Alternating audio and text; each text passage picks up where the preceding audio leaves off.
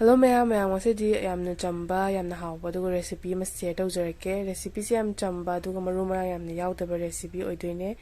Iroi gi pickle semdone ko ma'am. Iroi se hamada phasana khoi futokjare aduga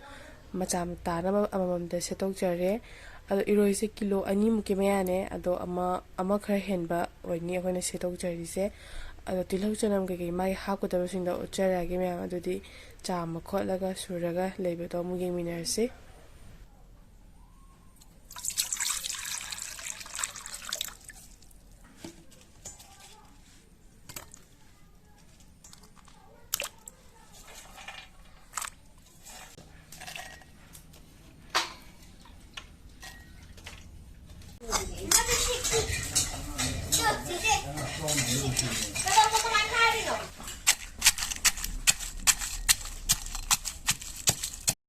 Achamba maru marang khar laujare ko mayam tilhau chanam sing aduga morok se thawda tawthokjabane haibadi thawda tawba hai thawgi taka haira tawthokjabane ko mayam sina machu su hena phajaraga manam su ka hena nusi bai tare ado ngoboi process se du yamna ka hena kedo luba nate dum mayam na tamnai bu maina cha mane adu maru marang se mayam na su de na khanbiramgani ko adugi batang su video se le da haijare je le bo yin je ne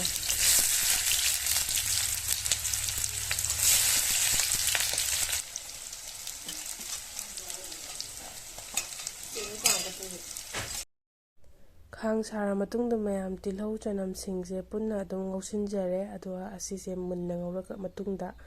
khoi ngasai morok sugibado adu dum hapchalaga sina dum magi machu se dum phajahalani hera phajabo ni thawda hapchalaga anda ko adu sare taroga punna ngawminarani ko mayam du yengminarase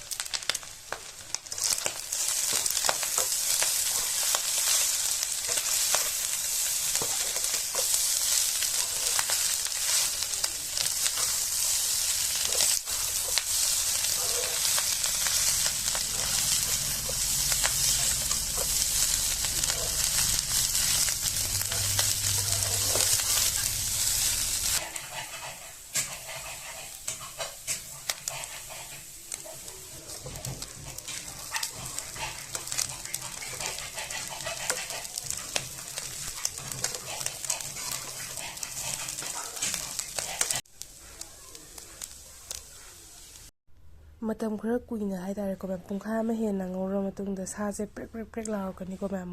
mulakpa matamje masa ta salakpa matamje to maru marangi hapagi changse ma'am hapa yakre adugi matangda sajake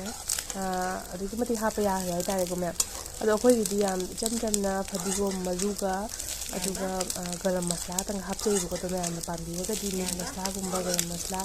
Hadigo maru ajwan maru adagi jira na happy ago ma'am ado ma'am na happy ro ado ni hena ju hawgani ado shisu dum hawi go ma'am cham na hawi ado lora kan lebu gumba or vinegar gumba sumjandi ro ni chi go na gi letabadagi ma'am ju uchatre ado lora matung da akhoi sa selauda bakha aremada ado angang di jana ba na tawtho go ma'am